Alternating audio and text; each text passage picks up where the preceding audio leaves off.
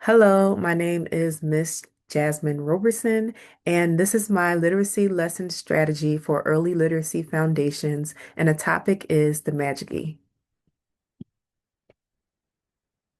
So here are some of my lesson details. The grade level that I'll be teaching for today is the first grade.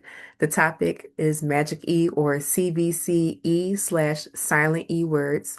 Our lesson goal is for students to understand that adding a silent E changes a short vowel sound to a long vowel sound, and to help them apply this knowledge when it comes to reading and spelling their words. So if I was teaching a class, I would say, I can read Magic E words. I can spell Magic E words. So again, it's just more information on the strategy that I'll be teaching today. Magic E. Some of the words that we're going to be focusing on is cap, how it turns to cape, hop turns into hope, kit turns to kite, and cut turns to cute. So mostly focusing on short vowel sounds A, O, I, and U, and how that sound changes once that magic E is added to the end. Why do teachers use this strategy? It builds decoding accuracy, supports reading fluency, strengthens spelling, and reduces guessing while trying to read. When do teachers use this strategy? After mastery of CVC words, during phonics lessons, whole group, small group, or intervention. So some materials and creative options for the lesson today, I would have the kids use their dry erase boards, letter cards or magnetic letters, and we're also going to have a creative option, which is a rap song. So lesson overview, we're going to be reviewing the short vowel sounds, phonemic awareness, helping the kids to hear the difference in the sounds, explicit decoding instruction, spelling practice, and reading connected text.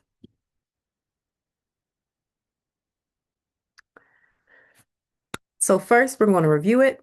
We're going to review short vowel sounds, review the consonant and short vowels, orally blend CVC words, for examples, cap, hop, kit, or tub, so that we can build automaticity and prepare students for new learning.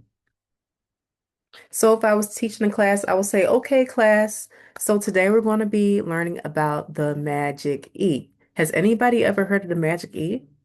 No? Okay, well, that's fine. We're going to learn about it together. But first, we're going to go over some of our words that we've been reviewing over the past week. Word is a hop. Good job. Somebody else can stand out this one.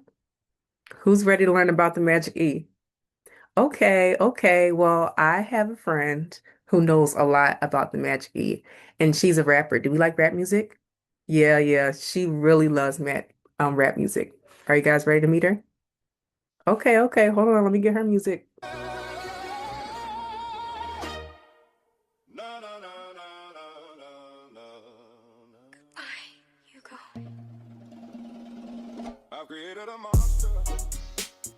The magic E.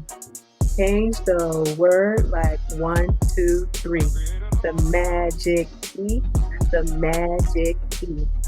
Learn the magic sounds with me. First, the word, it is cat. Cat. Just like that. Add an E, it doesn't shout. Now it's cake. Hear the sound. The magic E. The magic E. Change the word like one, two, three. The magic E. The magic E. Learn the magic sounds with me. Okay, so now that we learned all about the magic E, I'm going to show you guys the ASL mantra to help us remember the rule of the magic E. When we see the magic E changes the sound, right? So when we looked at the word cat, right? We know that it's cat because it says k. But when you see the E at the end, it's not cappy or capy. It's just cape. What happens there? When you see the E at the end, is the A is no longer making a sound, it's making a sound. The vowel A is now saying its name. So remember, the magic E changes the sound. So who would like to read this first word and tell us how it sounds once we add an E at the end? So this word is ah. When we add the magic E, what does it do? It changes the sound of the O. And so now it's not hop, it is now hope, hope, hope. And so at this point, I will allow the kids to take turns reading the rest of the words on the. So next, I would then give them a spelling activity where they would practice filling in the blanks to complete the word and to also show that they kind of understand how the Magic E works and phonemically decipher the sound. So on your small group tables, you will find three fill in the blank words. Finish the cards using your whiteboard markers and raise your hand when you are done. So first I would go over each picture, say this word is cape, how do you spell cape? Let them fill in the blanks here together as a class. And then I will allow them to go to their small group tables and complete the cards on their own with different words and pictures. Then after we review our answers together, the last activity would be for them to practice reading. So I would say, okay, I think we're starting to understand how the Magic E works. Now we're going to practice reading using the Magic E. Okay? So this first sentence says, I, uh, it's not going to be lick. Remember, there's an E at the end. So it's going to be like, I like my bike.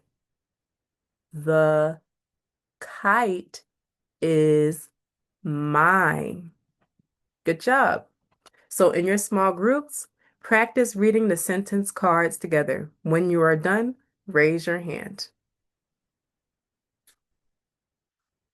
And so that's the end of the lesson. When the kids are finished reading, I will go over to their small groups and ask them to read it back to me so I can check for any errors and just make sure that they have a collective understanding on how the Magic E works.